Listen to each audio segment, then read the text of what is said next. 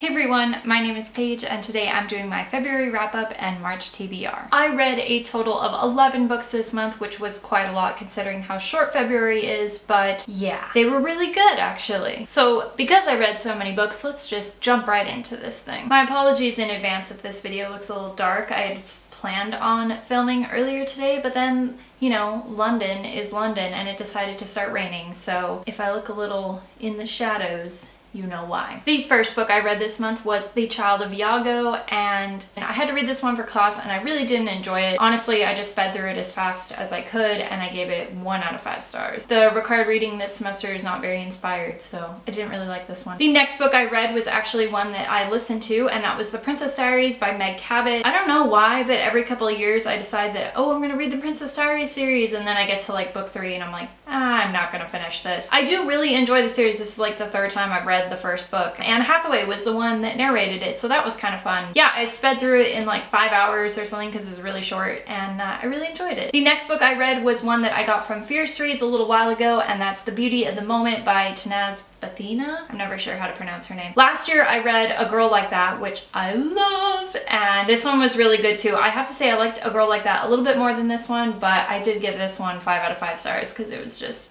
so amazing, and her writing is wonderful, and she always tells really interesting and heart-wrenching stories. Yes, I totally love this one. And this one actually came out in February, so you should definitely go check this one out because it's really good. Following along with another one that I already mentioned I read, I then picked up Princess Diaries 2, which I again just sped through, listened to the audiobook, and Hathaway narrated it again, and she's wonderful and I love her. Obviously I really enjoyed it, and I had plans to read, like I had said, the rest of the series, but then I just never did. The next book was one that I didn't start in February, but I finished, and that's Victoria the Queen, an intimate biography of the woman who ruled an empire. And this is by Julia Bard. She's actually John Lennon's half-sister, which is interesting. I really loved this. I love learning like anything about Queen Victoria, so I knew this was going to be perfect for me. It's a huge book, so I actually listened to the audiobook, which was a total of like 24 hours or something, so it doesn't sound like a lot, but then when you're listening to it only in like short chunks, it's like, okay,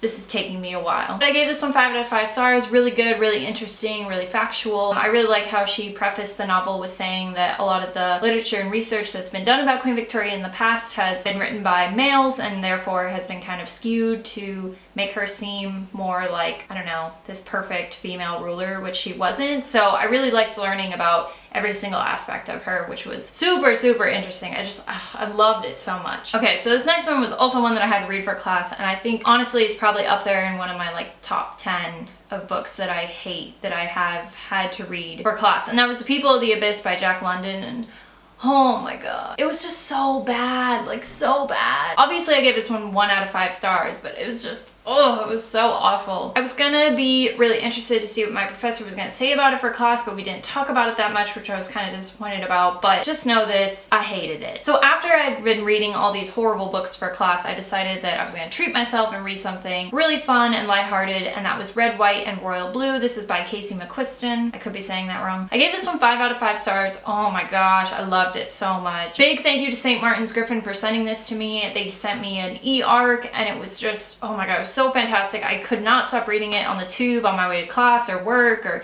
whatever I was doing. I was like, I just want my tube rides to last forever so I can just keep reading this because it was so cute, so amazing. I loved it so much. And it actually comes out in May, so you guys still have time to pre-order it, which you definitely should. I think I'm actually gonna order myself a copy too because I loved it so much. The next one I read was William III and Mary II. This is by Jonathan Keats. Penguin has released these Penguin Monarch editions, which are really short books about the English monarchy. They have like the whole list on the back of all the ones that they published. This was the first one that I had read, and I had seen these a couple times online, and then I found this one at Hampton Court Palace when I went with a couple friends a few weeks ago, and I can get a discount as a member there, so I was like, oh my gosh, I'm gonna totally get this. I got this one in Henry VIII because I just want to grab these as much as I can when I see them, especially here in England because they're much cheaper in the UK than they are in the States. I really enjoyed this one. I gave it 4 out of 5 stars. I thought there were a couple moments where obviously it could have been longer. It's only, you know, like 200 pages. I think they talked about William a lot more than Mary, and I'm more interested in her her than him. I just don't think he's that interesting. If you ever go to Hampton Court Palace, they actually have a lot about them there. They're just a really interesting pair, monarchy type thing.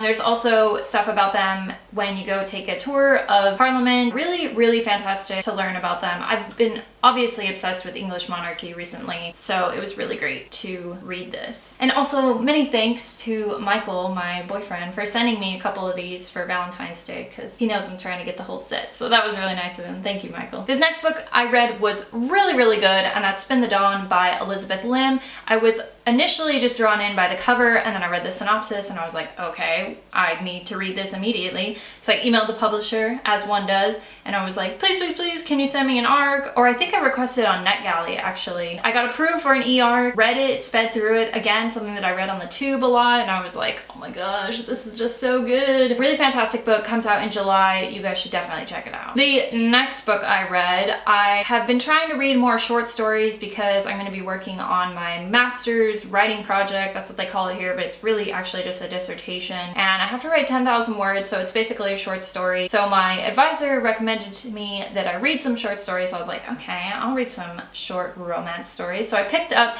Seduced by a Stranger. This is by Brenda Jackson. I didn't really like this one. I thought it was really unbelievable. I thought there were some good moments where I was like, ah, that's kind of cute. But then for the most part, I was just like, I don't like this. I think I expected it to kind of be like a Nora Roberts thing, but it wasn't. A lot of the reviews on Goodreads and other people didn't like it either. So I'm interested to check out other of Brenda Jackson's work, but this one just didn't do it for me. And then the last book that I read this month, another one that I had to read for class, London Overground by Ian Sinclair. Again, this was another one that I gave 1 out of 5 stars because honestly, I just don't like Ian Sinclair's writing. I did like the idea of the book. He takes a walk around the London Overground line. I was like, that's kind of interesting actually, and I have to do an assignment this weekend that's sort of similar to that, so that'll be exciting. His writing is just like, he uses a lot of words, but he doesn't say a lot, and I don't really like that type of writing. It's very pretentious to me. Yeah, I just didn't like this one. Sorry. Oh, that's like a very British thing to say. Oh, sorry. So that's everything I read in February. Now I'm going to talk about the books that I hope to get to in March. I think March is going to be a little bit stressful just because I have so many things that are due and so many assignments that are coming up, and I just don't know when I'm going to have time to read. I'm also working a lot more these days. Hopefully I'll be able to get to a lot of books, but we'll see. One of the ones I'm currently reading right now is Mary the First. This is by John Edwards. Again, one of those really short Penguin Monarchs. Actually, this is one of the ones that my boyfriend gave to me. Thank you very much, Michael. I love these so much. They're just so cool. Like, very excited to learn more about Mary the First. I went to go see Mary Queen of Scots with one of my friends from my grad class, and we really enjoyed it. And I keep getting Mary the First and Mary Queen of Scots mixed up, so when I figured out that they were 2 different people, I was like, okay, I need to read something about Mary the First to figure out like who's who, basically. They also talk about Mary the First a lot at the Tower of London if you go and take one of the Beefeater tours, which I highly, highly, highly recommend because they're just amazing. They're free, they're only an hour. They're really sassy. I love it. And they tell you a lot of history too about London and England and, you know, monarchs and stuff, and people are beheaded there, so very, very interesting stuff. I think one of these days I'm gonna have to do a video about like cool things to do in London, especially if you're a history nerd like I am. Anyway, very excited to check this out. I think I've only read like 15 pages, but I'd like to get through this before the end of the month and then read some of the other ones that Michael gave to me. Very, very excited to check this out. And then I have to read another book for class this weekend, and it has a very long title, so bear with me. The Days and Nights of London Now, as told by those who love it, hate it, live it, left it, and long for it. This is by Craig Taylor, so it's basically just a bunch of short little stories about people who obviously lived in London, hated it, loved it, you know, whatever. I actually heard about this book before I started my master's program here in London, and I was going to read it, but then I never had time. So now that I'm being forced to read it for class, I'm actually really excited. I hope this one is much better than the London Overground one that I had to read last week. I'm also doing some supplemental reading for my dissertation, and I'm reading some books that my advisor recommended to me, and one of those is From Hell. This is by Alan Moore. This is a huge, huge, huge graphic novel. It's a fictional retelling of Jack the Ripper. I personally think Jack the Ripper is really overdone, and I don't really enjoy the story. I think it's actually just kind of horrific and sad about what happened to those women. My professor recommended that I read this because I'm going to be writing about cathedrals and churches in London, and this talks a lot about them. I'm actually at this point right now where they're at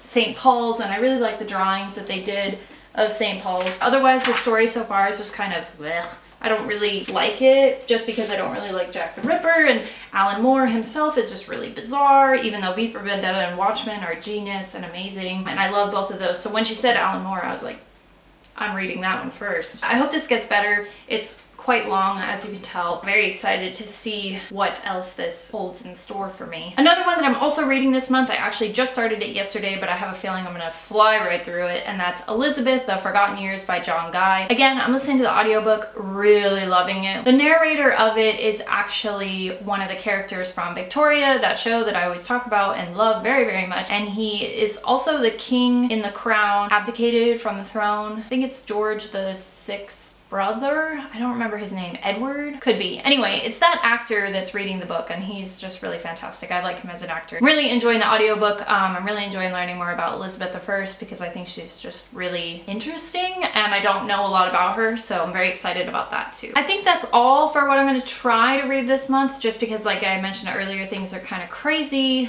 Yeah. Anyway, I hope you guys enjoyed this video. As you can tell, I'm just kind of cozy and comfy today. My boyfriend gave me this sweatshirt. He always seems to have a large presence in these videos.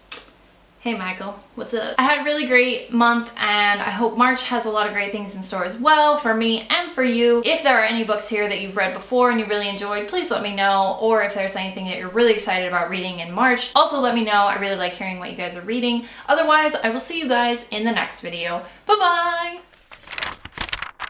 So, an intimate biography of the woman who wait, there's a train. We'll wait for that to go by. Skadoosh. Who's texting me? One that I gave 1 out of 1 stars. What am I gonna read this month? And there's a train, so we'll just wait again. Choo choo. Okay.